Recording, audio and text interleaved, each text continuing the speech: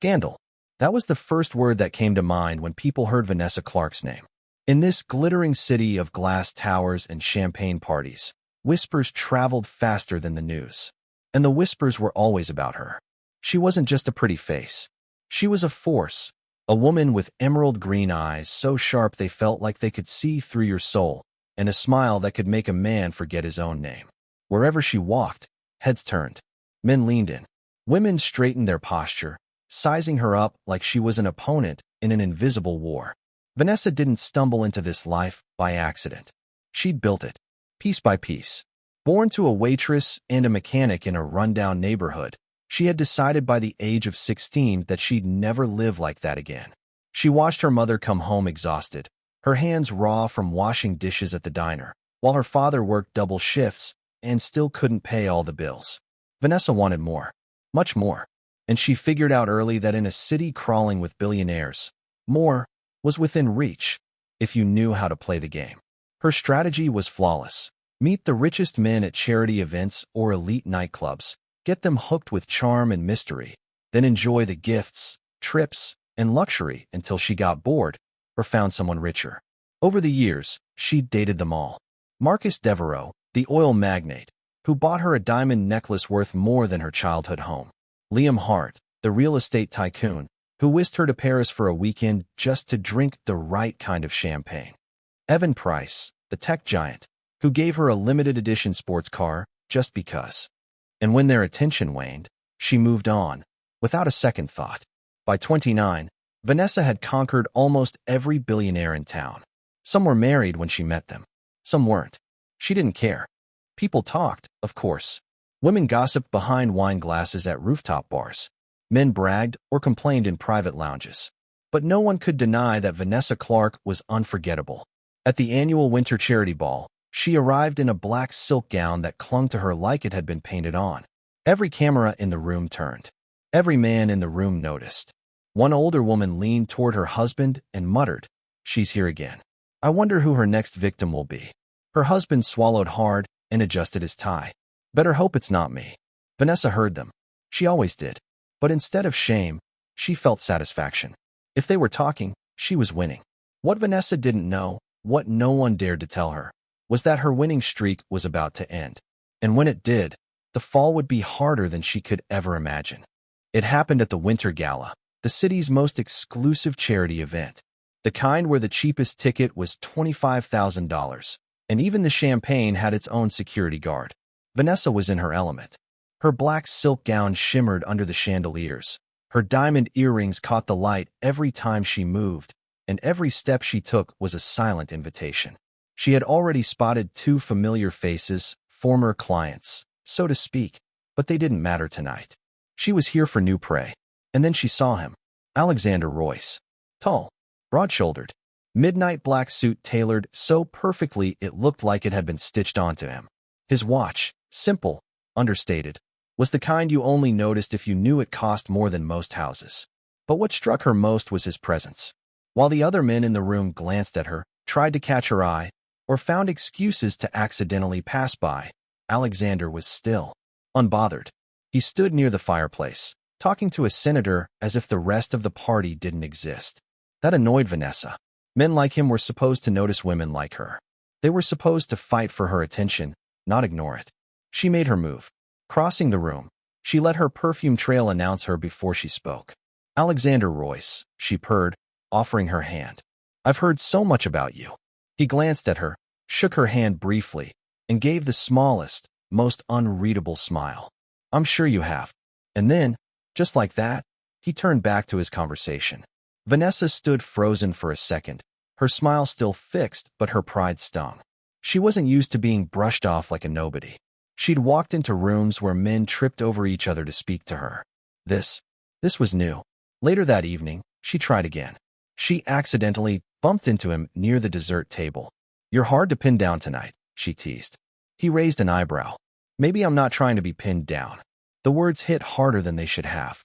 For the rest of the night, she found her attention drifting back to him. Every time she thought she caught his eye, he was already looking elsewhere. It wasn't just the challenge, it was the mystery. He wasn't impressed by her beauty, her charm, or the way every other man in the room looked at her. That made him different. Dangerous. By the time the gala ended, Vanessa wasn't thinking about the other billionaires anymore. As she stepped into her chauffeured car, she glanced back through the ballroom doors. Alexander was still there, deep in conversation, not even noticing her leave. She clenched her jaw. Fine, she thought. You don't want me? I'll make you want me. She didn't realize it yet, but that decision was the first step toward her downfall. Vanessa had never been told no before, not by men like Alexander Royce. That made him dangerous and irresistible. She spent the week after the winter gala studying him like a business deal. She learned where he invested, the charities he supported, the restaurants he preferred, even the coffee shop where he ordered his espresso every Friday morning. It wasn't stalking, she told herself, it was strategy. If Alexander thought she was only after money, she'd prove him wrong. Or at least, make him believe she was. The first move was subtle. She showed up at an art gallery showcasing young, unknown painters. She just happened to be standing in front of the same canvas he was admiring. Beautiful, isn't it? She said softly. He gave her a sidelong glance. I didn't think you were the type. The type? She echoed. The type who comes to places like this without a camera crew. She laughed lightly, masking the sting. Maybe I'm full of surprises. From then on, she adjusted her image. Gone were the skin-tight gowns and diamond-dripping entrances. She started wearing classic, understated dresses. She cut back on posting yacht selfies and instead uploaded pictures of herself volunteering at soup kitchens. Alexander noticed. They began having coffee together, then dinners, then trips, not to the French Riviera, but to rural villages where he funded schools and clean water projects. Vanessa smiled through the dust and heat, even when the local food made her stomach turn. She let him talk about his philanthropic goals and listened intently, nodding in all the right places. Sometimes, she caught herself almost caring about the things he cared about. Almost. One evening, they were on the balcony of his penthouse, watching the city lights shimmer like a sea of gold. The air was cool, the hum of traffic far below. Alexander took her hand, just lightly, but enough to make her heart jump. I've been wrong about you, he said quietly. You're different. Her lips curved into a gentle smile, but inside, a rush of triumph surged. Different. He'd said it. The wall was cracking. She leaned against him, letting him believe he was seeing the real Vanessa. But in her mind, she was already playing out the ending. Marriage to the richest man in town, control over his fortune, and the ultimate victory over every woman who had doubted her. This wasn't just another conquest. This was checkmate. She didn't realize that while she was plotting, Alexander was watching her just as closely, and for very different reasons. The perfect game she thought she was playing was about to turn into a trap she wouldn't see coming until it was too late. 3 months after that first touch on the balcony, Vanessa was certain of it. Alexander was going to propose. He'd been dropping hints, talking about next steps, mentioning how much he valued trust and loyalty.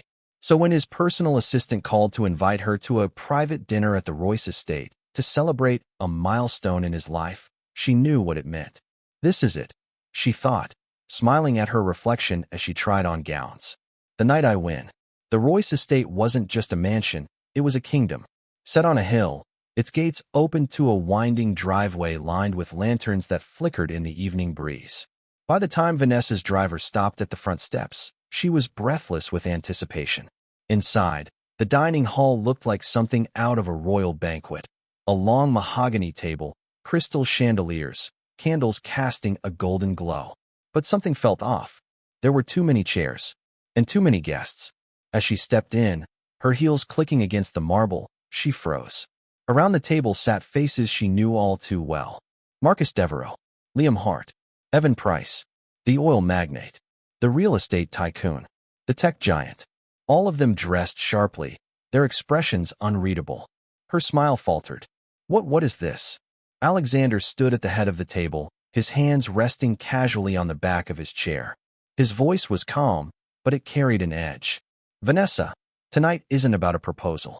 It's about the truth. One by one, the men began to speak. Marcus went first, recounting how she'd convinced him to buy her a rare diamond necklace for her safety before disappearing weeks later. Liam followed, telling the story of the $200,000 Paris trip that ended with her vanishing the moment his phone stopped ringing with business calls. Evan spoke of the sports car she'd begged for, just until she could afford her own, and how she never returned it. Each man's words sliced through the air, sharper than any blade. Vanessa tried to laugh it off, to act amused. This is ridiculous. You're all just. Alexander's voice cut her off. No, Vanessa. You think you've been playing a game. But you've been part of my game. He stepped closer, his gaze locked on hers. We all knew about you. Months ago, we compared stories.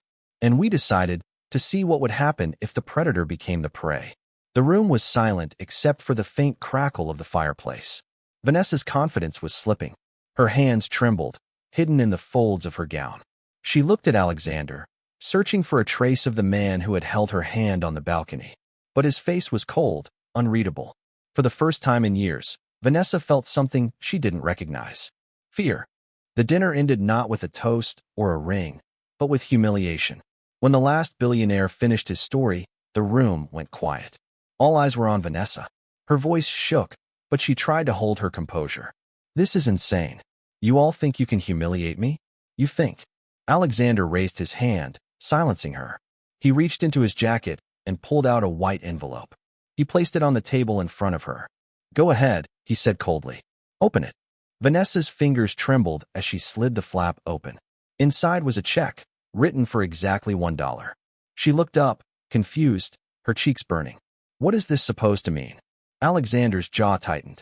It means this is all you've earned from me. From all of us. And after tonight, this city will know exactly who you are and what you've done. Her stomach dropped. You wouldn't. Oh, we already have, Marcus interrupted. Your name is already off the guest lists. Your photos? Removed from every gala wall. Every party. Every charity circle. You're finished. The words slammed into her like bricks. By the next morning, it was true. Her phone, once overflowing with invitations and texts from powerful men, was silent. The doorman at her luxury apartment avoided eye contact. The boutique owners who once set aside designer dresses for her suddenly claimed they were out of stock. When she tried to call an old flame for help, he didn't answer. The second time she called, the number was blocked.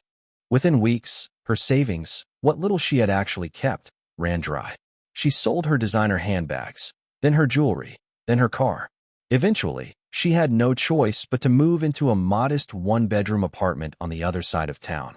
The first morning she took the bus, she kept her sunglasses on, praying no one recognized her. But they did. Some whispered. Some laughed. Others just shook their heads. Months passed. She found work at a small clothing boutique, folding sweaters and ringing up customers who sometimes gave her that look. The one that said, "Aren't you that woman who?" At night, she lay in her narrow bed, scrolling through her phone. Her old life stared back at her in photos. Rooftop champagne parties, private jets, yachts with glistening water in the background. And him, Alexander, smiling faintly in a picture from the balcony. The last time she'd thought she was winning. Now she understood. She hadn't been the smartest in the room. She hadn't been untouchable. She'd been a pawn in someone else's game. And the worst part wasn't losing the money, or the status, or the men. The worst part was knowing she'd played herself.